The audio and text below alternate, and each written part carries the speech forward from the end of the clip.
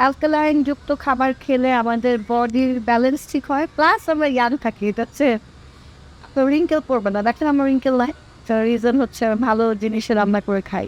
আরও আগে শুরু করলে মনে হয় আমি একদম 12 বছরে আটকে থাকতাম। আপাতত তো 18 বছরে আটকে আছি। Finally wish me a happy birthday because it's my birthday and I am cooking turkey for my birthday.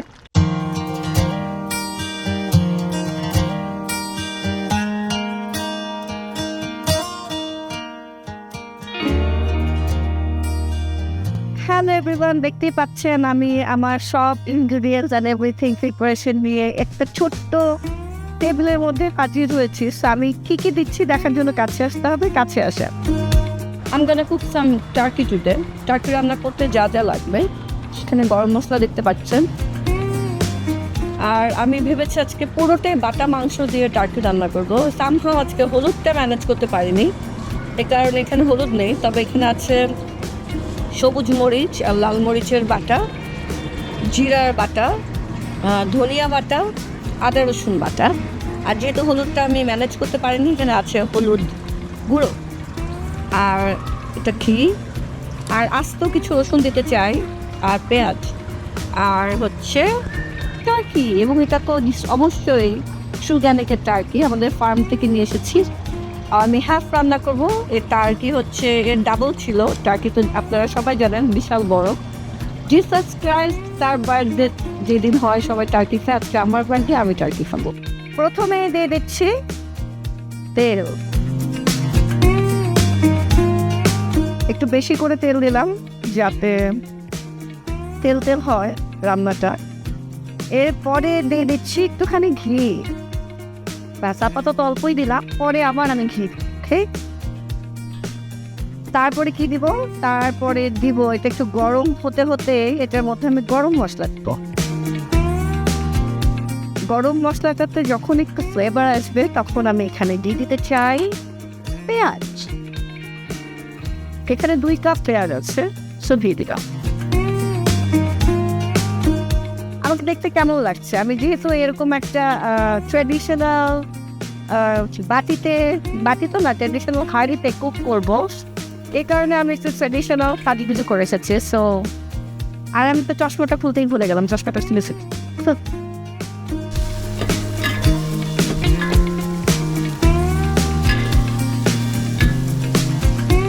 পেঁয়াজটা একটু ব্রাউন হওয়া পর্যন্ত আমি এটাকে ভাজা করবো। ব্রাউন হওয়া শুরু করেছে, আর একটু গোল্ডেন হলে আমি এটার মধ্যে মশলা দেওয়া শুরু করবো।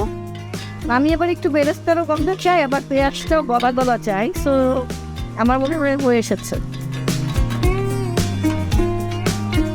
পানি দিয়ে দিলাম।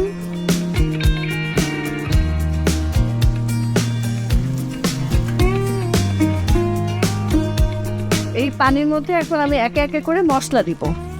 শুরুতেই বলেছিলাম যে বাটা মশলা দিব, তো প্রথমে যে মশলাটা আমি বাটা পাইনি সেটাই দিই। একটু হলুদ দিয়ে দিলাম,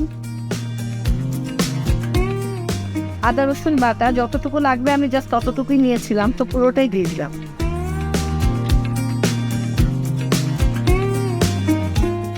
তারপরে দিয়ে দিচ্ছি মরিচ বাটা, এটা হচ্ছে কাঁচা মরিচ বাটা, আর দিচ্ছি শুকনো মরিচ বাটা।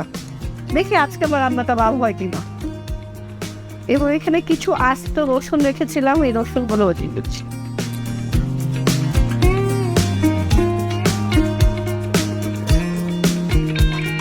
তো মশলাটা একটু জাল হতে থাকো, আমি একটু মশলাটা ঢেকে দিলাম। দিচ্ছি একটা ব্রেক, তারপরে একটু পরে মশলাটার তেলটা উপরে ভেসে উঠলে টার্কিটা দিয়ে দেবো। মাছ কি দেখা যাচ্ছে? মাছ দেখা যায় এবার থেকে আসে এখান থেকে। আপনি লাইট দিয়েছিস তো আমার কাছে, তোমাকে ভয় পেন।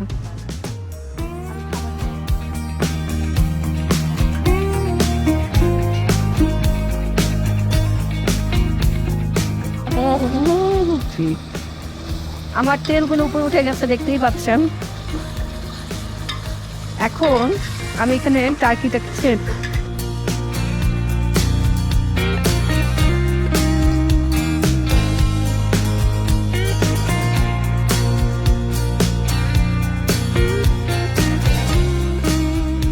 অর্ধেক টার্কি রান্না করছি। টার্কি কিন্তু বেশ অনেক বড় একটা মুরগি। এই মুরগি 5 কেজি পর্যন্ত, 10-8 কেজিও হয়। এখানে 3 কেজির মতো আছে। এখন এটাকে আমি ঢেকে দিচ্ছি, পানি বের করছি। নিজের পানিতেই কিছুক্ষণ সিদ্ধ হবে। হতে থাকছে।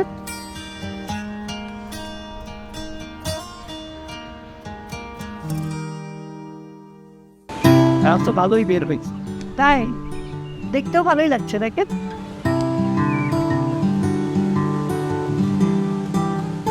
চলে আসেন, কোনো সমস্যা নেই। রান্না তো এটা হচ্ছে সাইজিন।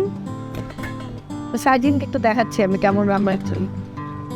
আর এই গপ্পর ভাই শিবচুদর যশোর থেকে এসেছেন, আজকে আমার টার্কি খাবেন। রান্নার গান অনেক চমৎকার, অনেক সুস্বাদু হবে।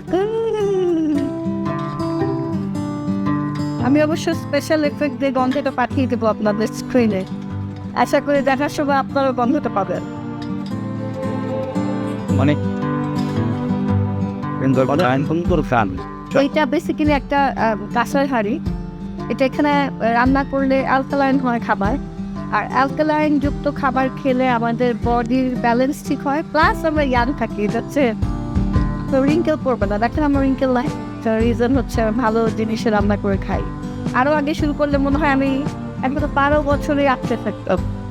আপাতত তো 18 বছরে আটকে আছি। 12 বছরে আটকে থাকতে হতো।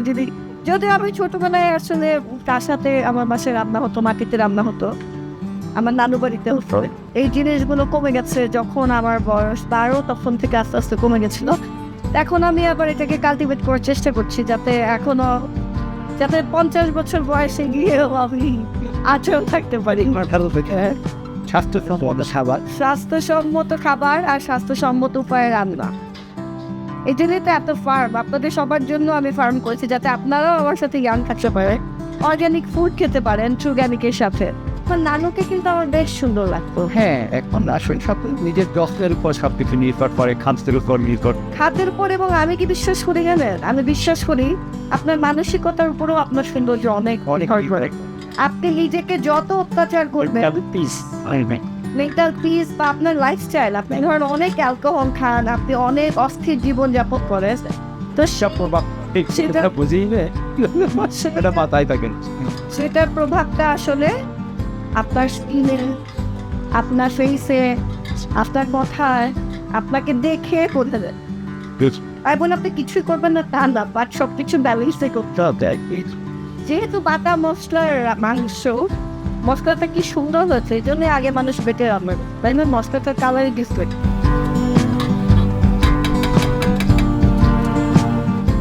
আপনারা দেখতেই পাচ্ছেন মশলাগুলো কিরকম কষানো হয়েছে।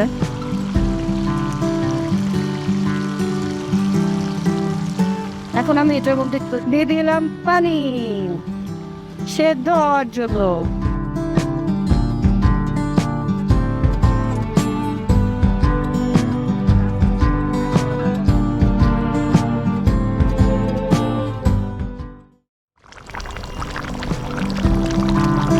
দেখে মনে হচ্ছে রান্নাটা প্রায় হয়েই এসেছে।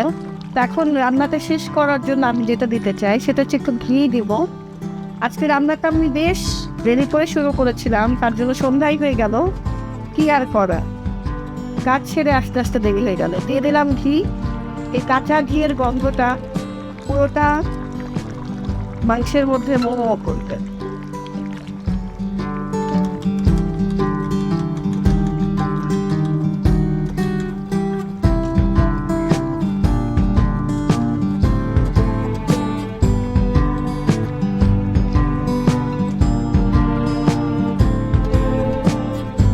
এখন খেতে হবে। আপাতত আজকে আর আপনাদের সামনে খাচ্ছি না, কারণ আমার এখন আর খেটা নেই, পরে খাবো। বাট রান্নাটা কেমন হচ্ছে একটু দেখেন তো, কালারটা।